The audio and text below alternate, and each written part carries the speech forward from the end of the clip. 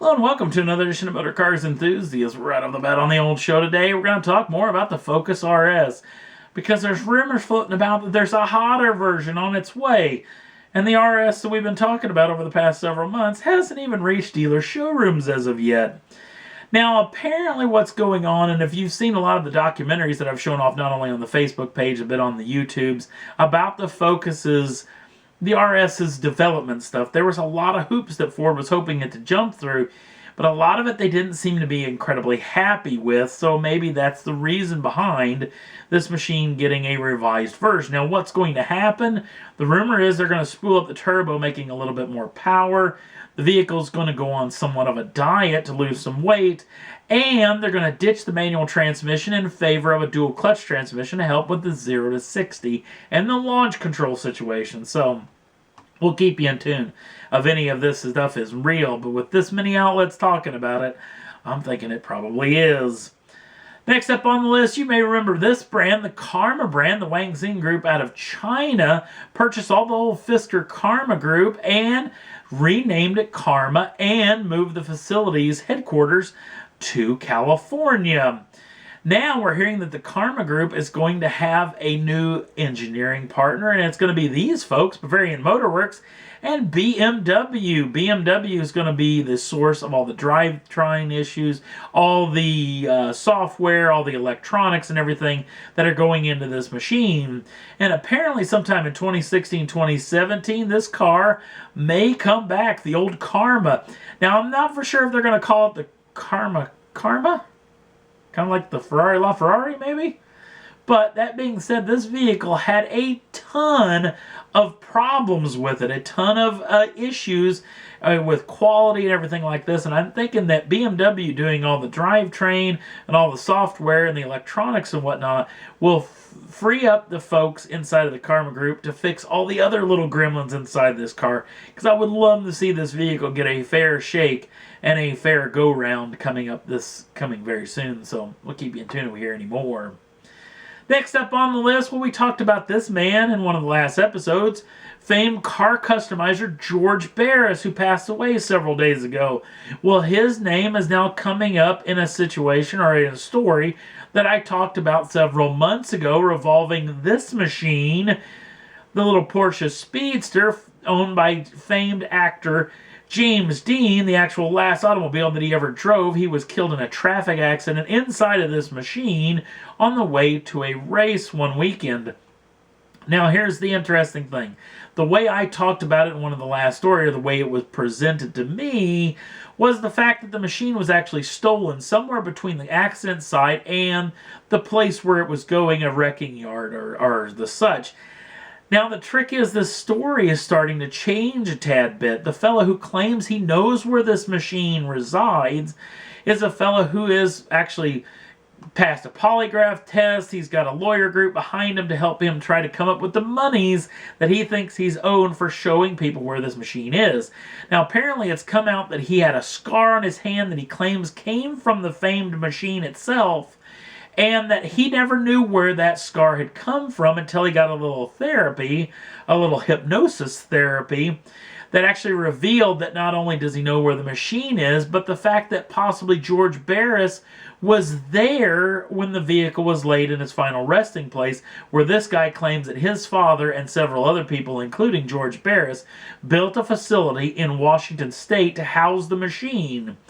Now, why has Barris's name come up in this deal? Well, apparently Barris actually owned the machine. That instead of the vehicle being stolen somewhere between the crash site and the wrecking facility, that possibly the vehicle was actually purchased by a doctor. The doctor ripped out the drivetrain of the machine, then sold it to George Barris. Barris actually sent it around to several auto shows around the country, showing it off, and then apparently in a transit situation from Florida to California, the vehicle comes up missing. Now, apparently Mr. Barris had this thing insured to the hilt, and because the machine came up missing, the insurance company paid out big. Now, if Barris was at the facility where the car now resides, this turns into a very interesting situation. But now that Barris's passing has taken place, that's why this new story has now come out. Now, the situation is this. There's a group in northern Illinois, a museum, that has put up $1 million bounty for the return of the automobile. Now, this fella who's had the scar has been wanting some of these monies, but this money has been earmarked for purchase of that automobile. And this brings up another intriguing situation. Who owns it now?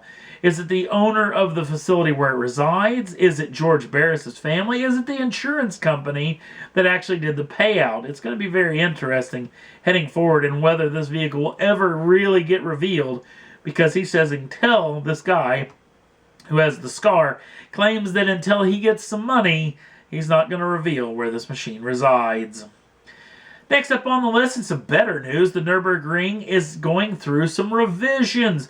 The Nordschleife loop, in fact, the whole facility coming together is getting a lot of revisions. In fact, they're getting some talk to the FIA about bringing Formula One back to the Grand Prix circuit, which may happen in 2016. And the speed zones that are inside of the Nordschleife loop may be lifted. The Capricorn group that owns the Nurburgring has actually put together a package of what they plan to do to fix the facility, and the FIA has already signed off on it, and they're hoping, the Capricorn group that is, that inside of the next 6-7 months, maybe by March of 2016, if the weather holds, they will get these revisions done.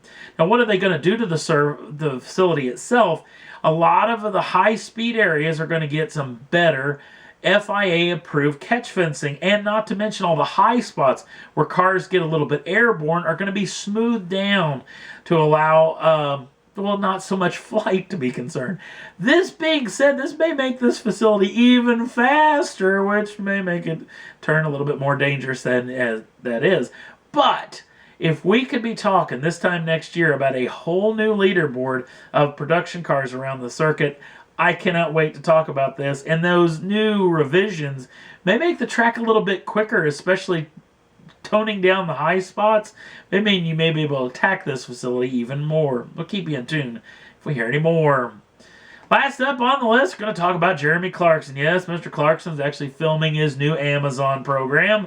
Not to mention, we talked about the whole fracas situation with Top Gear, the Argentine government coming after him again, pressing charges for basically starting a riot.